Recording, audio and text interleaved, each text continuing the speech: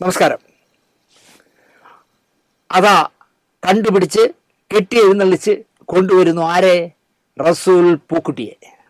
24 മണിക്കൂർ എന്നത് 48 മണിക്കൂറാക്കിയാൽ തികയാത്ത പൂക്കുട്ടിയെ കൊണ്ടുവന്നാൽ ശല്യങ്ങൾ പലതും ഒഴിവാക്കാമെന്ന് കൊണ്ടുവന്നവർ കരുതി കാണും. അയാൾ തിരക്കുള്ള മനുഷ്യനായതിനാൽ ഗ്രൂപ്പിസം തലവേദന ഒന്നും ഉണ്ടാക്കില്ല. ഓഫീസിൽ വന്നിരുന്ന് ഒരു കാര്യത്തിലും ഒരു ഫയലിലും പൂക്കുട്ടിയാകുമ്പോൾ ഇടപെടില്ലല്ലോ. അക്കാഡമി സ്റ്റാഫിനും സെക്രട്ടറിക്കും തോന്നും പോലെ ഭരിക്കാം. പൂക്കുട്ടി പറയില്ലെങ്കിലും ഒരു മുസ്ലിമിനെ ചെയർമാനാക്കിയെന്ന മേനിയും പറയാം. റസൂൽ പൂക്കുട്ടി എന്ന് കേൾക്കുമ്പോഴുള്ള ഒരു ഗുമ്മം കിട്ടും. കാരണം ഓസ്കർ അവാർഡ് ജേതാവല്ലേ.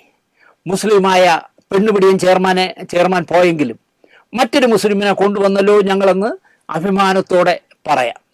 വേലിയിൽ കിടന്ന പാമ്പിനെ എടുത്ത് മറ്റേടത്ത് വച്ചതുപോലെയായി പൂക്കുട്ടിയുടെ നിയമനം. അയാളുടെ ചില നിലപാടുകൾ ബഹുത്ത് അച്ചാഹേ എന്നേ നമുക്ക് പറയാൻ പറ്റൂ. അതാരും അധികം ചർച്ച ചെയ്ത് കണ്ടില്ല. എന്തുകൊണ്ടോ? ഈ കഴിഞ്ഞ ഫിലിം ഫെസ്റ്റിവലിൽ സ്ക്രീൻ ചെയ്യാനായി നിശ്ചയിച്ച 30ഓളം വിദേശ സിനിമകളെ വിദേശ നയം പറഞ്ഞ് ഇന്ത്യ ഗവൺമെൻറ് തടഞ്ഞല്ലോ. തടഞ്ഞാലും കളിക്കുമെന്നൊക്കെ പിണറായി വിജയൻ ഗുണ്ടടിക്കുകയും ചെയ്തു. അപ്പോഴാണ് തലയിൽ കന്നഡ വെച്ച പൂക്കുട്ടിയുടെ ഒരു കാച്ച്. ഫെസ്റ്റിവലാണോ വലുത്, നമ്മുടെ ദേശീയതയാണോ വലുത് എന്നാണ് പൂക്കുട്ടി ചോദിച്ചത്. ഓസ്കാറിൽ വരെ ഓം വെച്ച് കളിച്ച പൂക്കുട്ടിയെ ഒരു സ്ഥാനത്തിരുത്തിയാൽ അയാൾ ദേശീയതയും അതിനപ്പുറവും പറയുമെന്ന് ബുദ്ധിമാനായ പിണറായിയോ ബുദ്ധിശൂന്യനായ ഗോവിന്ദ മാഷോ സജി ചെറിയാനോ കണ്ടില്ല എന്നുള്ളതാണ് സത്യം. പറഞ്ഞിങ്ങി പോകുന്നു. ഫെസ്റ്റിവൽ ഭംഗിയായി നടത്തിയതോ 10,000 റൂഫാക്കി ഒരു ചെയർമാനെ കിട്ടിയതോ ഒന്നും നോക്കിയില്ല എൻ്റെ പാർട്ടി. ആശാ വർക്കർമാരുടെ സമരത്തിൽ സുരേഷ് ഗോപിയും രാഹുൽ തേങ്ങാക്കൂട്ടത്തിനും ഒക്കെ പിന്തുണ നൽകാമെങ്കിൽ ഞാനും പിന്തുണയ്ക്കുമെന്ന് പ്രേമന് തോന്നി. ഒരു പാർട്ടി പരിപാടിയിൽ തന്നെ പ്രേമ അതങ്ങ് വച്ച് കാച്ചി. സമരം ചെയ്തവരും അറിഞ്ഞില്ല, പ്രേമനടക്കമുള്ളവരും കണ്ടില്ല. ഈ ആശാ സമരം ഒരു ഓലപ്പാമ്പാണ്. SUCI എന്ന് പറഞ്ഞ പാർട്ടി സ്പോൺസേഡ് ആക്കിയതാണ് ഈ പ്രോഗ്രാമെന്നോ ഈ സമരമെന്നോ പ്രതിപക്ഷം കിട്ടിയ വടിയൊക്കെ വച്ചടിക്കുന്ന കൂട്ടത്തിൽ ആശാ സമരവും എടുത്തതാണ് എന്നൊന്നും പുതിയ ബുദ്ധിജീവി ലംബോ പ്രേമൻ കണ്ടില്ല. അയാൾ വെച്ചങ്ങ് കാച്ചി. ഞാൻ നേരത്തെ മുമ്പിൽ നിങ്ങളോട് പറഞ്ഞിട്ടുണ്ടല്ലോ, സാംസ്കാരിക ക്ഷേമനിധി ബോർഡിൻ്റെ ഡയറക്ടറായി ഇരുന്നുകൊണ്ട് ഞാൻ നമ്മുടെ ചാനലിൽ AK ബാലനെ ഒരുപാട് പ്രാവശ്യം വിമർശിച്ചപ്പോൾ എനിക്ക് തന്നെ തോന്നി അത് തെറ്റാണെന്ന്. സാംസ്കാരിക ക്ഷേമനിധി ബോർഡിൻ്റെ ഡയറക്ടറായിരിക്കുക, എന്നിട്ട് ആ വകുപ്പിൻ്റെ മന്ത്രിയെ വിമർശിക്കുക. ഞാനതുകൊണ്ടാണ് നമ്മൾ ഒഴിഞ്ഞു മാറിയത്. 2 വർഷത്തോളം ഞാൻ പിന്നെ മീറ്റിങ്ങിനേ പോയിട്ടില്ല.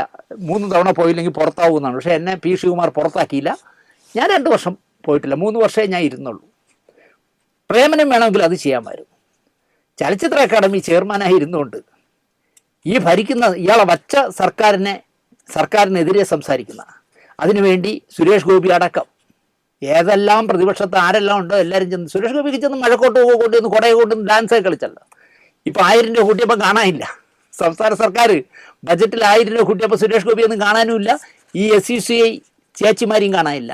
കാതിൽ കമ്മലൊന്നും ഇടാതെ പൊട്ടൊന്നും ഇടാതെ നടക്കുന്ന കുറേ SUCIക്കാരാണല്ലോ അതിൻ്റെ തലപ്പത്ത് നിന്നത്. കള്ളത്തരം അല്ലാതെ ഒരു വക പറയില്ല. അവരെ കൂടെ പോയി ചേർന്നതാണ്, അല്ലെങ്കിൽ പുതിയ ബുദ്ധിജീവിയായ ലംബോ പ്രേമൻ അവിടെ വച്ച് കാച്ചിയതാണ് പ്രശ്നമായത്. അടിസ്ഥാന വർഗത്തിൻ്റെ കാര്യം തുറന്നു പറയുമ്പോൾ പിണറായിയും സംഘവും എന്നെ ഉത്തമ കമ്മ്യൂണിസ്റ്റ് എന്ന് മറ്റേ പെണ്ണുപിടിയൻ ചെയർമാൻ നൽകിയതുപോലെ എന്നെയും ചാപ്പ കുത്തുമെന്ന് പ്രേമൻ കരുതി. മറ്റേ ആളെങ്ങനെയാണല്ലോ, അണ്ടർവെയർ വരെ അരിവാൾ ചുറ്റിയ നക്ഷത്രം ഇട്ടുകൊണ്ട് നടന്ന പെണ്ണുപിടിയൻ ചെയർമാൻ സ്ഥാനത്തും അസ്ഥാനത്തും മോദിയെ ചീത്ത പറയുകയും പിണറായി സ്തുതിഗീതങ്ങൾ പറയുകയും ചെയ്തല്ലേ വിശ്വാസ്യത നേടിയെടുത്തത്. അതുകൊണ്ടാണല്ലോ 5 വർഷവും കഴിഞ്ഞ് അയാളെ ഇരുത്തിയത്. എടാ, പെണ്ണ് പിടിച്ചാൽ കുഴപ്പമില്ല, നീ ആണായോണ്ടല്ലേ പെണ്ണ് പിടിച്ചേ. നീ ഒരു പടത്തിൽ നായികയാക്കാമെന്ന് പറഞ്ഞ് പറ്റിച്ച് ഒരു പെണ്ണിനെ കൊണ്ടുവന്ന് സർക്കാരിൻ്റെ ഫ്ലാറ്റിൽ കൊണ്ടുവന്നിട്ട് 1 വർഷം ഉപയോഗിച്ചെങ്കിൽ നീ ആണ്ടാമെടുക്കാൻ. ഒന്നാമത് നിന്നെ അങ്ങ് കളയാൻ പറ്റില്ല, കാരണം നീ മുസ്ലിം അല്ലേ. മുസ്ലിം സ്നേഹം അങ്ങ് തലയ്ക്ക് പിടിച്ചിരിക്കുന്ന കാലമായിരുന്നു. അതുപോലെ എന്നെയും കൊണ്ടു നടക്കുമെന്ന് പാവം പ്രേമം കരുതി. സംഗതി ഉൾക്കയടിച്ചു എന്ന് പറയാം. പ്രേമൻ ഔട്ടായി. പ്രേമ, ഞങ്ങളുടെ നിലപാടിൽ നിന്ന് വെള്ളം ചേർക്കുന്ന താങ്കളെ ഞങ്ങൾക്ക് ചുമക്കാനാവില്ല, കാലാവധി കഴിഞ്ഞു എന്ന പേരിൽ ഞങ്ങൾ പ്രേമനെ മാറ്റും. പകരം റസൂൽ പൂക്കുട്ടിയെ കൊണ്ടുവരുമെന്ന് ഒരു വാക്ക് സജി ചെറിയാന് പറയാമായിരുന്നു പ്രേമനോട്. പക്ഷെ പറഞ്ഞില്ല.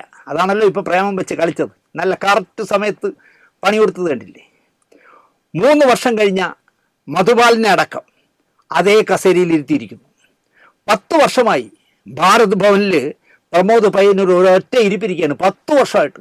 3 വർഷമല്ല, 6 വർഷമല്ല, 9 വർഷമല്ല, 10 വർഷമായിട്ട് ഒരേ കസേരയിൽ ഇരുത്തിയിരിക്കുകയാണ് സെക്രട്ടറിയായിട്ട്. എന്നെ മാത്രം ഇറക്കുന്നു എന്ന് ചോദിച്ചത് പ്രേമൻ്റെ എന്താ പറയുക, ഒരു ന്യായമായ സംശയമാണ്. പ്രേമനെ മാന്യമായി പൂക്കുട്ടിക്ക് കസേര മാറിക്കൊടുത്തേനെ.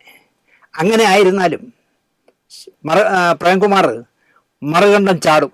എങ്കിലും ഇത്രയും നാണക്കേട് എൻ്റെ പാർട്ടിക്ക് ഉണ്ടാകുമായിരുന്നില്ല. ഇപ്പോൾ റസൂൽ പൂക്കുട്ടി വരികയാണെ, നിങ്ങളുടെ കാലാവധി കഴിഞ്ഞു, പ്രേമം മാറിക്കോ എന്ന് പറഞ്ഞാലും പ്രേമം അപ്പുറത്ത് UDF-ലോട്ട് കോൺഗ്രസ്സിലോട്ട് ചാടുമെന്നുള്ള ഒരു ഉറപ്പാണെങ്കിലും ഇപ്പോൾ ഉണ്ടായ അത്രയും ദോഷം ഉണ്ടാവില്ലായിരുന്നു. പ്രേമം ചോദിക്കുന്ന ന്യായമായ ചോദ്യം കേട്ടില്ലേ?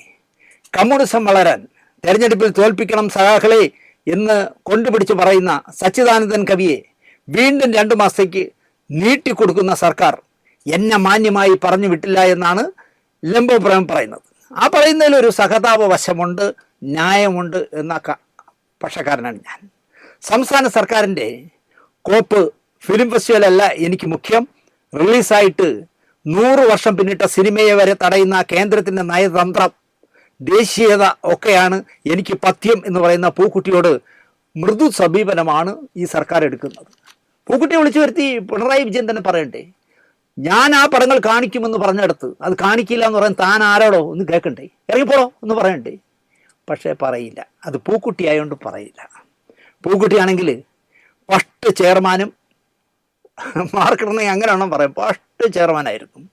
ഫെസ്റ്റിവൽ കലണ്ടറിൽ ഇടം പിടിച്ച IFFK അത് നിന്ന് നടത്തേണ്ട പൂക്കുട്ടി വന്നത് ഗസ്റ്റുകൾ വരുന്നത് പോലെ കോട്ടും സൂട്ടും ഒക്കെ ഇട്ട് വന്നു. തൻ്റെ പേരിട്ടിച്ച സീറ്റ് തേടി നടക്കുന്ന കാഴ്ച എൻ്റെ ഈ 2 കണ്ണുകൊണ്ട് ഞാൻ കണ്ടതാണ്. അജയ് ചന്ദ്രൻ്റെയും ശിവൻ്റെയും ഒക്കെ നല്ല സമയം എന്ന് ഞാൻ പറയും.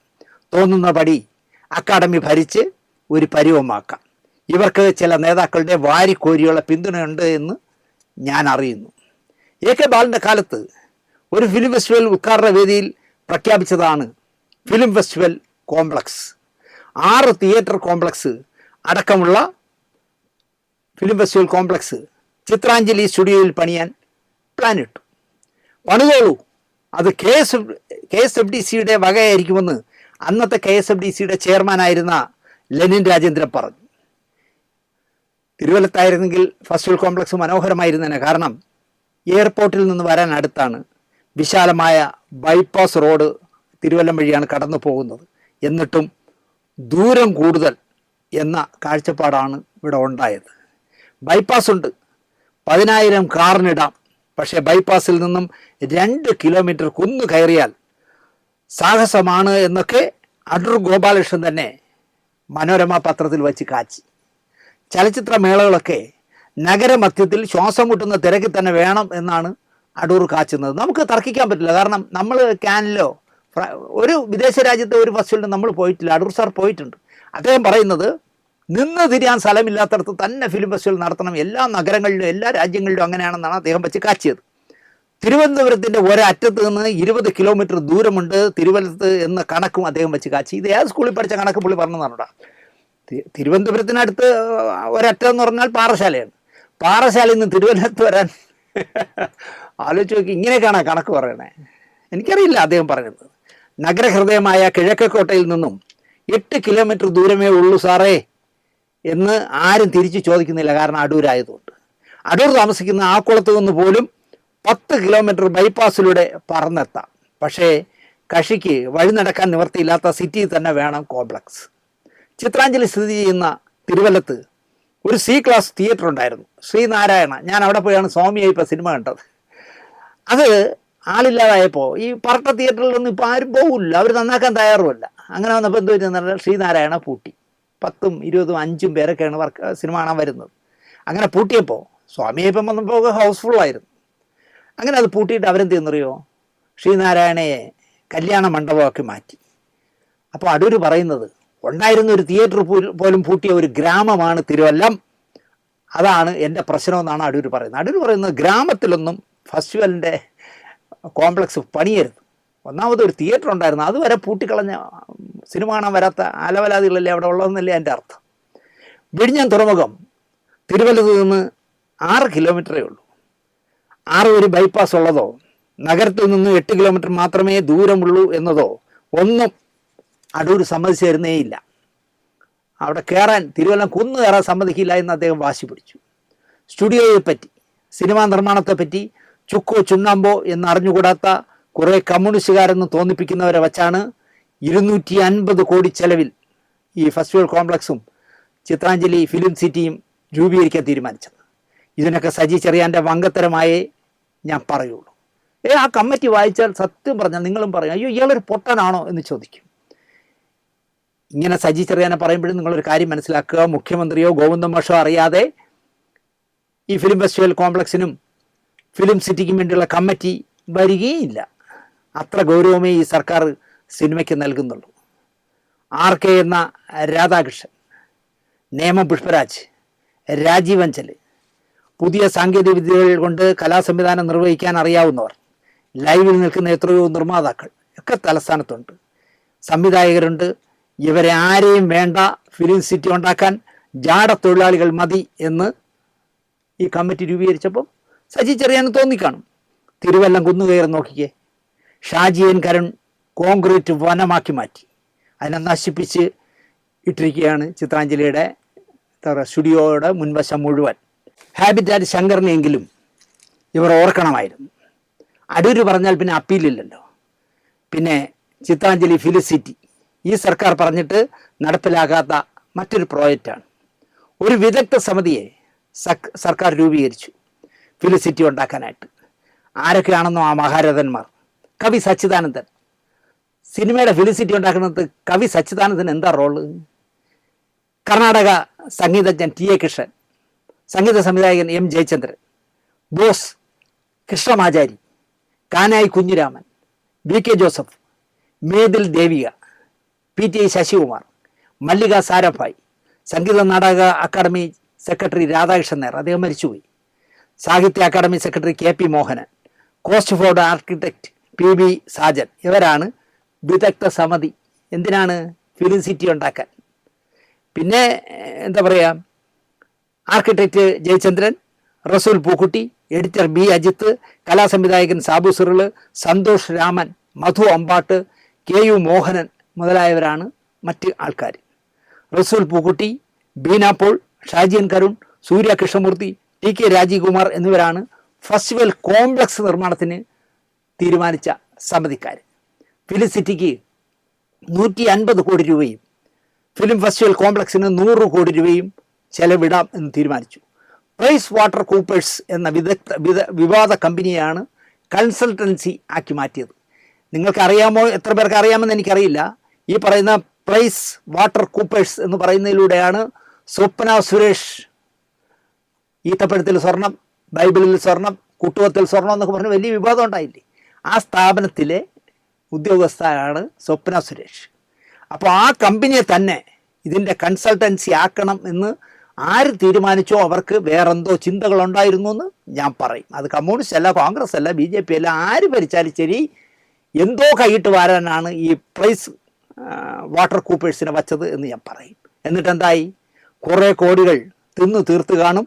ഫിലിം സിറ്റിയും വന്നില്ല, ഫെസ്റ്റിവൽ കോംപ്ലക്സും വന്നില്ല. ഇതാണ് സജി ചെറിയാൻ മന്ത്രിയുടെ ഭരണ നൈപുണ്യം.